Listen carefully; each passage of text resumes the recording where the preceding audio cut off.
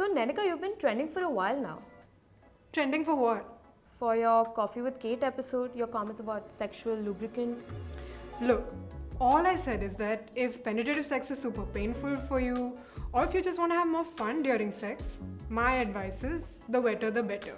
You need a little lubrication because the friction during sex can get pretty uncomfortable and not everyone's is a wet ass. But what does it do exactly? What doesn't it do? It's this liquidy thing that prevents friction and injuries during penetrative sex. And it just makes it smoother and more fun. And by the way, you can use it for masturbation too. Lube also helps Tom Holland get out of his Spider-Man suit. Do you know him? We're just friends. Okay, but how do you know which lube to use and how to use it for sex? I'll tell you. But first, I'd lube it if you subscribed. That was so good, no?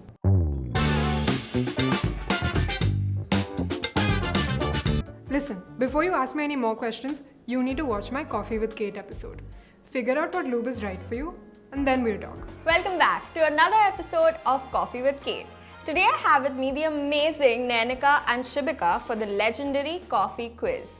All you have to do is press the buzzer when you know the right answer. The topic for today is sexual lubricants. Wow, Kate, you're really going for it this time. I don't even know what sex is. That's cute, Shibika. Okay, moving on. First question. Rank in order of sex appeal.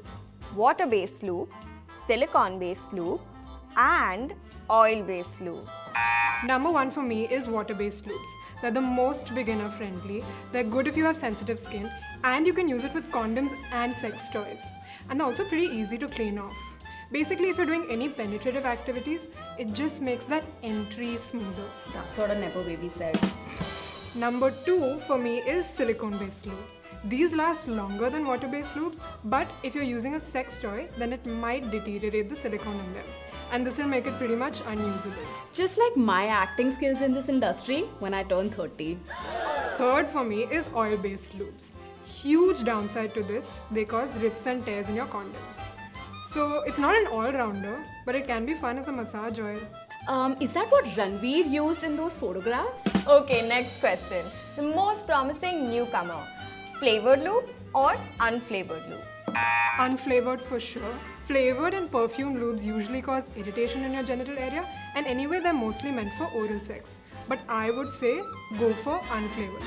Kate, my mom watches this show, yeah. Wow, that was super impressive. You must have lots of experience, no? Absolutely not. Again, what is sex? I know what you're thinking. This theory is all fine, but what about the practical? How do I use it? I'll show you. Step 1. First, take a little bit of lube and apply it to your wrist or your inner elbow. This is how you can make sure whether your skin has any adverse reactions to it or not. Then, apply it to your vaginal area to be extra sure you're not having any reactions. After this, you're good to apply it to your vagina. Step 2. You can apply some of the lube inside as well as outside your vagina, especially on the outer lips. If you're using a condom, remember to apply some on the outside of the condom.